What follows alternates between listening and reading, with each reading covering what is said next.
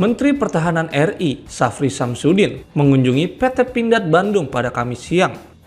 Selain meninjau sejumlah kendaraan dan persenjataan, Menhan juga memberikan arahan khusus untuk PT Pindad. Menurut Direktur Utama PT Pindad, Sigit P. Santosa, PT Pindad harus terus berkembang setiap tahunnya untuk mendukung visi Indonesia Emas dan menuju batalion terpadu.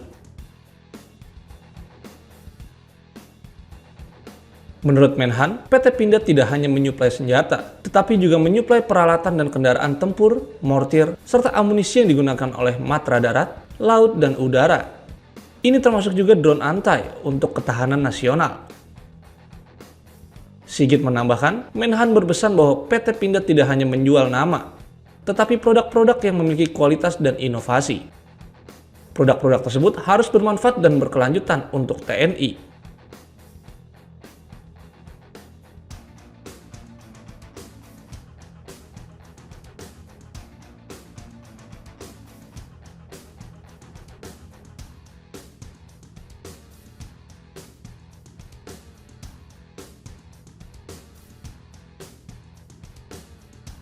Ada arahan khusus, Pak? Arahan beliau tadi kita memberikan presentasi terkait produk-produk unggulan Pindad di tahun 2025, 2030, 2030 sampai 2035, 40 sampai 45. Jadi Indonesia Emas seperti apa? Intinya kita akan menuju ke batalion terpadu, di mana Pindad tidak hanya mensuplai senjata, tapi juga mensuplai peralatan, kendaraan tempur, dan juga mortir dan amunisi yang digunakan oleh Matra Darat, Laut, dan Udara. Termasuk drone, anti-drone. Jadi belum melihat satu demi satu, itu dorong, itu jadikan bagian dari tonggak industri pertahanan yang mandiri dan juga untuk ketahanan nasional. Dan dorongan beliau, Kementerian Pertahanan sangat kuat agar kita bertransformasi. Tidak boleh kita hanya menjual produk yang hanya nama saja, tapi juga produk yang tidak hanya menggunakan ingenuity, creativity, inovasi dari PT Pindad, tapi juga nanti untuk sustainability. Kedepannya harus kita kembangkan produk-produk yang benar-benar berguna dan berkelanjutan untuk TNI. Kira-kira begitu. Jadi beliau sangat suportif tadi. Pak, ada ulasan tentang pertahanan mungkin, Pak? Oh, cukup banyak tadi. Jadi kalau kami sampaikan bahwa hampir 41% dari dana pinjaman dalam negeri itu diserap oleh Pindad. Yang luar negeri belum begitu besar, tapi juga cukup nilainya sizable, belum cukup tinggi, dan juga ada beberapa potensi kerjasama, tidak hanya Pindad sendiri, tapi juga Pindad dengan PT PAL, Pindad dengan PT DI, Pindad dengan Dahana untuk propelan dan lain-lain. Jadi tadi ada beberapa arahan strategik produk yang material-material strategik seperti misalkan amunisi, kemudian propelan, kendaraan taktis, kendaraan tempur, kita coba sinergikan. Ya, kita punya produk-produk yang sebenarnya bisa digunakan di PT PAL, bisa digunakan di PT DI, di Dahana dan lain.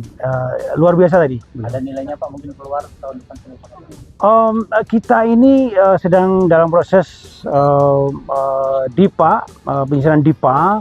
Jadi yang dari sisi kementerian sudah selesai, tapi nanti tinggal flow down ke kami. Nah, kami ini ya tentunya harus menunjukkan kemampuan kami seperti apa. Nah, nanti dalam waktu sebulan ini, 2 bulan ini, kita akan diberikan beberapa penugasan. Ini Pindad mampu, yang penting Pindad mampu dan punya kapasitas produksi, volume dan lain.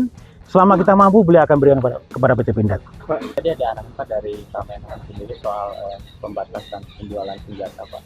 Antisipasinya, Pak. Kita ngikutin aturan yang sudah sangat ketat. Gitu. Jadi untuk ekspor misalkan ya, untuk ekspor itu kita melalui prosedur yang luar biasa di Kementerian Pertahanan, ada di beberapa dirjen, kemudian di Badan Intelligence, kemudian Kementerian Pertahanan ekspor. Jadi itu tentunya menjadi bagian dari policy dari Kementerian Pertahanan yang sudah diukur. Kira-kira berapa yang diperbolehkan. Apalagi kalau peralatan-peralatan yang strategis. Tapi kalau peralatan-peralatannya itu tidak merupakan konsesi umum, misalkan kita bisa jual, kita dapat izin. Ya, kira-kira gitu.